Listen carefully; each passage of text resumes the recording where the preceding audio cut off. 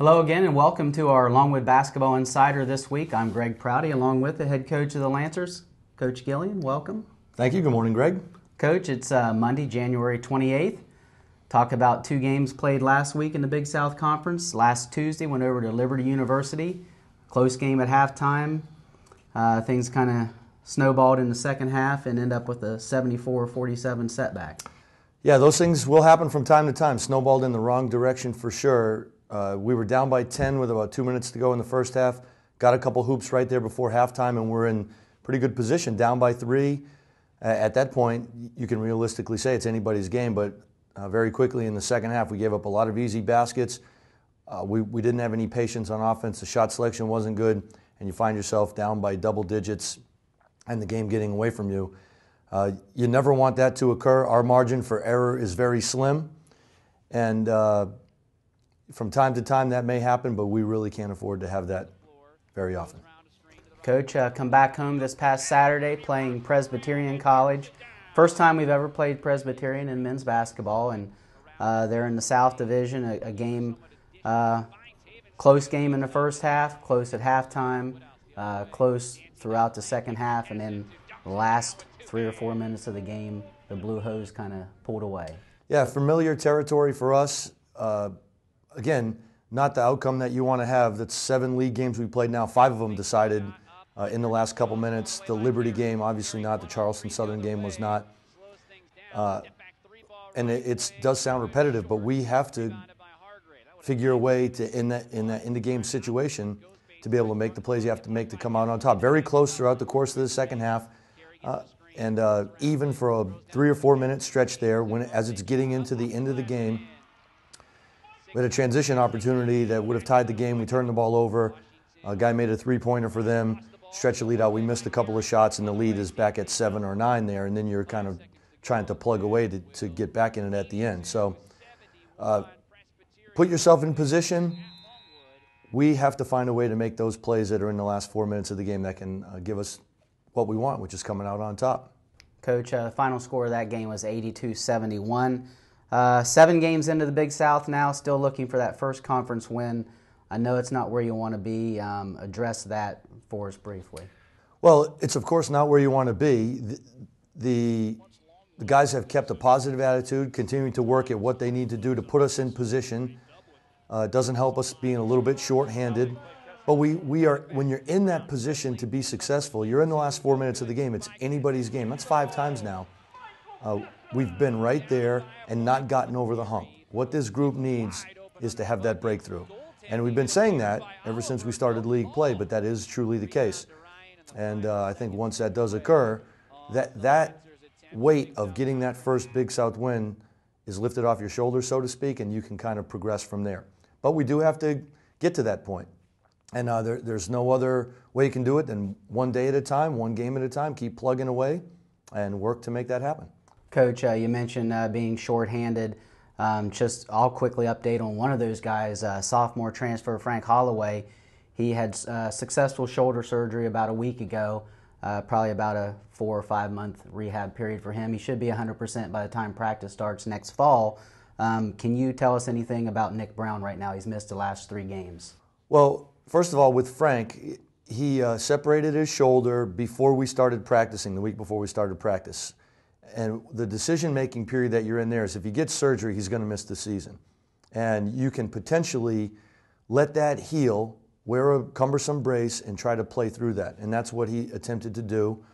He was back playing. He after about a month out, started practicing again, re-injured himself, missed the first couple of games, first stretch there, took about another 4-week period, where we could try to heal it up, and then played in 2 games. And then the week before we played that Dartmouth home game, and in the Dartmouth game it popped out again, and it's at the point now where you really can't continue to go forward with that. You're kind of at the end of the line, so we needed to have the surgery, which was done, as you said, about a week ago. And he'll be ready to go for next year.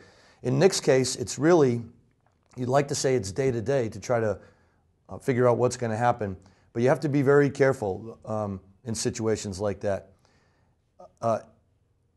We don't really know when he's going to return. We don't really know what the timetable for that's going to be. You continue to monitor him daily.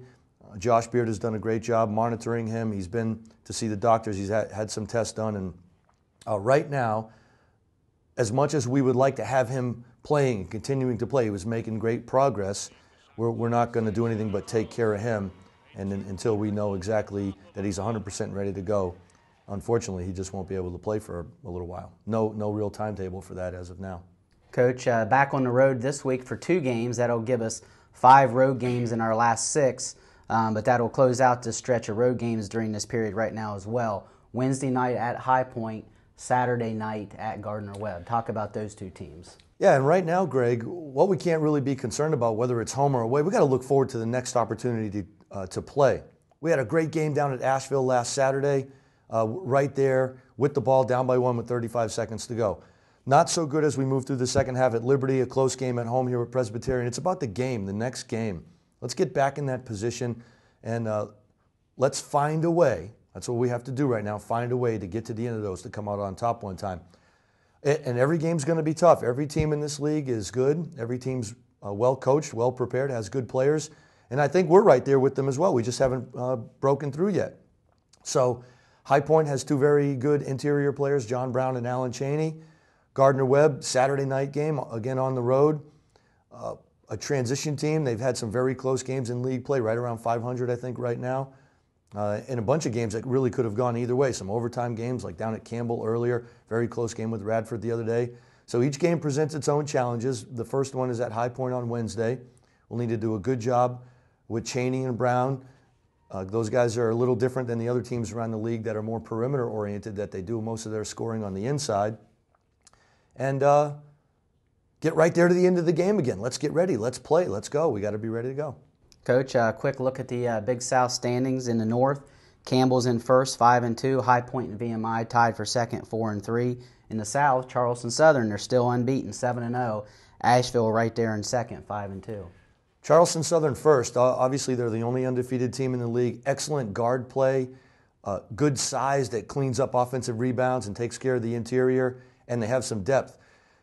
Jeremy Sexton, I believe, last week or the week before, one of the 2 was the Big South Player of the Week. In the game they played here, really didn't do much of anything. So they have depth and quality depth on the roster, put them in that position. They've been in some close games and have managed to come out on top every single time. We've been in some close games, have not managed to come out on top once yet. And their margin for error is a little greater because of the depth and because of the quality of the depth that they have, obviously. Campbell in first place in our division, and now that's a 2-point game with 3 minutes to go. We play Campbell here early in the year. So a lot of quality teams, a lot of great basketball, a lot of close games, and a lot of basketball left to be played. We're not even at the midway point yet. Coach, thanks for joining us. Look forward to having you here again next week and hopefully talking about that first Big South victory. Yeah, it's coming, Greg, and it's we're at the point now, too. The guys on the team are feeling that as well. So what we have to try to do, and what I have to do for them, is to put them in position to understand really how great it's going to be. They want it so bad for themselves, for each other, but for everybody else, that kind of weighs on you a little bit too, and it has over the course of the last couple weeks. I think that might be lifted now. We got to continue to play hard, continue to have fun playing the game, and understand that when that does come, let's embrace it and let's ride that momentum forward. Thanks a lot, Coach. We'll see you again here next week on our next edition of the Longwood Basketball Insider.